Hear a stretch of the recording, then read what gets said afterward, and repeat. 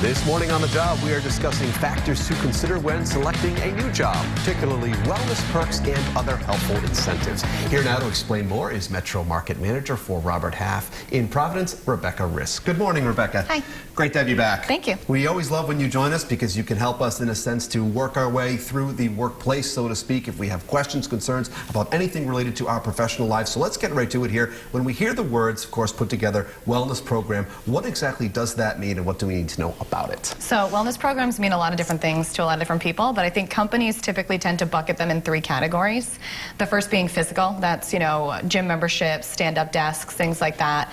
The second being financial, which would be, student loan repayment options or financial planning assistance. And then the third would be mental, so stress reduction, things of that nature. It's the wellness trifecta right there. And these are things that we need to be mindful of because they're all connected to our overall well-being, so to speak. And if we can be at the top in each of those categories, we're going to be better employees. Sure. Okay, so let's talk about the difference between perks, incentives, and benefits to break those down for us. Yep, they all sound very similar. Yes. So benefits are typically things like health insurance that are offered to pretty much everybody. It's non-cash, but it's not based on performance or tenure or anything like that.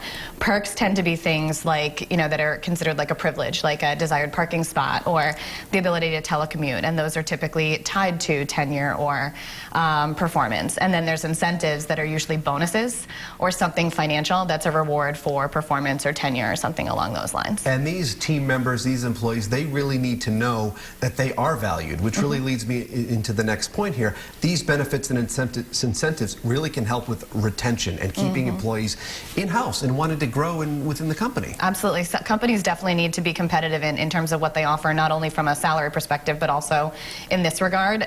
Salary right now is obviously it's a very important factor when making a career decision, but it isn't always the most important thing anymore. Perks, incentives, benefits, they're heavily weighed when people are deciding to either stay with or go to a new job. For sure, and we've talked about, the employee experience here with regard to those benefits and incentives, but from a managerial perspective, if someone out there is watching and they're kind of running the ship, they're in charge, how do we know which things we really should offer? Do we have to weigh the pros and cons of all and decide, which fits best for our business? Yeah, for sure. I think that it's really important if you're going to offer something that it has to be valued by your staff and that it will actually be taken advantage of, because otherwise it's kind of a waste of time and energy. Right. And, talking to people constantly, maybe conducting a survey or doing research. We here at Robert Half, we produce a salary guide that gives ideas locally and nationally on what other companies are doing that are successful in that area. And reverting back to the employee perspective, when it comes time to negotiate a new contract or we're looking to extend something, how do we know which ones that we really should be championing for, Sure. on our own behalf, of course? Yeah, I think you need to do your research. You need to understand what's out there,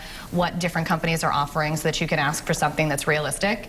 And you also need to understand what's negotiable and what's not. Health benefit costs are not going to be negotiable. Right. Time off might be, so just being realistic about that. And how do we talk to our supervisor or someone at the top about implementing a wellness program? If we decide, hey, we want to see our employees in better shape, how do we kind of introduce that topic? Yeah, I think any kind of one-on-one conversation is definitely a good opportunity to do that. Typically, the person you're talking to might not be able to actually implement it, but they could bubble your ideas up to HR, or like I said before, a lot of companies offer surveys, so you can anonymously give your input on what could be helpful. I'm trying to negotiate a limo driver into my next contract here at the Roadshow. What do you think? Sounds realistic.